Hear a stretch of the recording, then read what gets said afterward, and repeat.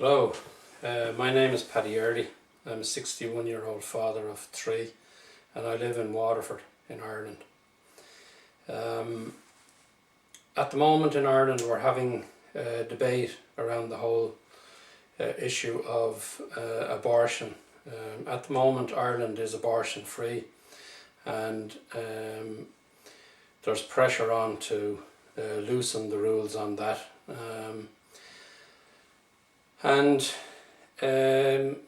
I attended a pro-life vigil in Dublin a couple of weeks ago, and 25 or 30,000 people turned up on a bitterly cold January day when the weather forecast was even worse.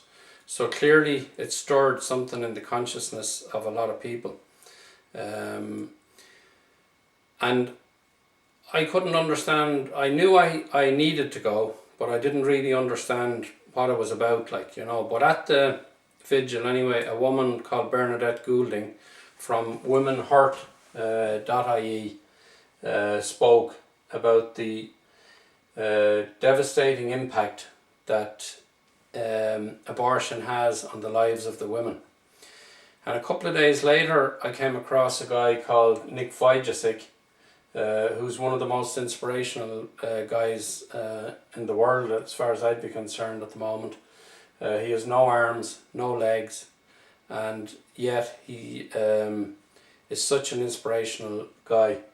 And he said he was having a memorial service in the US to commemorate 55 million legal abortions that had taken place in the last 40 years in the US.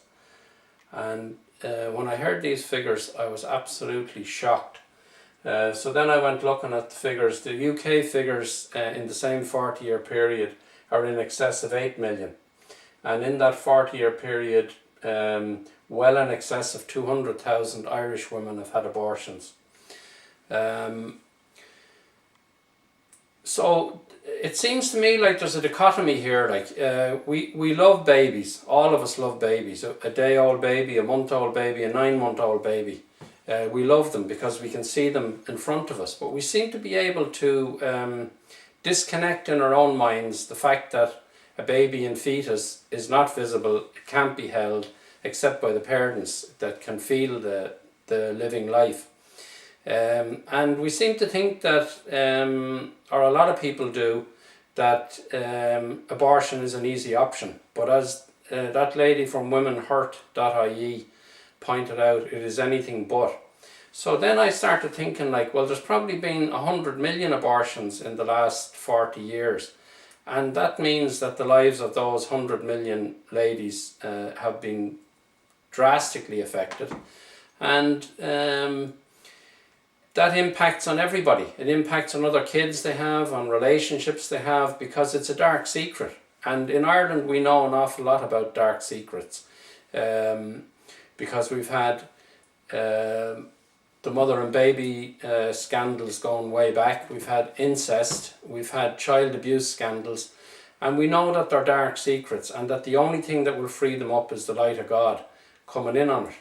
And so the fact of the matter is that sex is a sacred gift from God, and even using contraceptions, it means that there's the possibility of a new life being born. And in consciousness terms you can understand why people don't go around bragging about having abortions. Very few people will talk about that because it is part of the dark secret and they don't want to face the consequences. There's a book called Power versus Force by Dr. David Hawkins, and it goes from 0 to 1,000. 1,000 is the level of enlightenment, so Jesus and Buddha would be up here. But shame calibrates at 20, so it's so far from an enlightened act. And abortion is a shameful act, because that's why people don't talk about it. Now the fact is that 200 is the cut-off point between truth and falsehood. Below 200 you're talking about levels of the dark, and above 200 you're talking about levels of the light, up to enlightenment. So you can see why people don't talk about having an abortion. You know, like people will celebrate having a baby and celebrate everything that happens, celebrate their birthdays and the whole lot. But the reality is that the only difference between a 1-month-old baby and a baby in fetus is maybe 30 weeks gestation. So what I would urge you to do is think about this for yourself. Just think about the figures. We could be talking about 100 million abortions in 40 years, which is completely anti-life, completely anti-God, probably coincides with dropping religion, like when we became a bit more economically, we felt anyway, better off. Maybe we thought we didn't need religion and God. But the simple fact of the matter is, if our mothers had had the choice, and maybe they'd aborted us, none of us would have had the gift of life and the gift of seeing our own children and our own grandchildren. And what I want people to think about is the legacy issue, because like we'll be dead and gone, but then our grandchildren and our great-grandchildren or our great-great-grandchildren might think that because something is legal that it's morally okay. But that's where I think the dichotomy comes in. People have got to distinguish between what's legal and what's moral.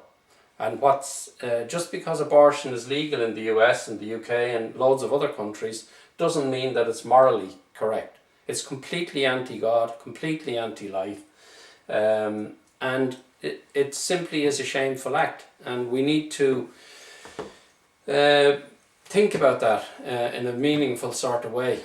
We need to reflect on it. So what can we do? Well, first of all, we need to pray for all the women, the 100 million women throughout the world that have had abortions, that they will face that, come back to God, seek forgiveness, which is always available.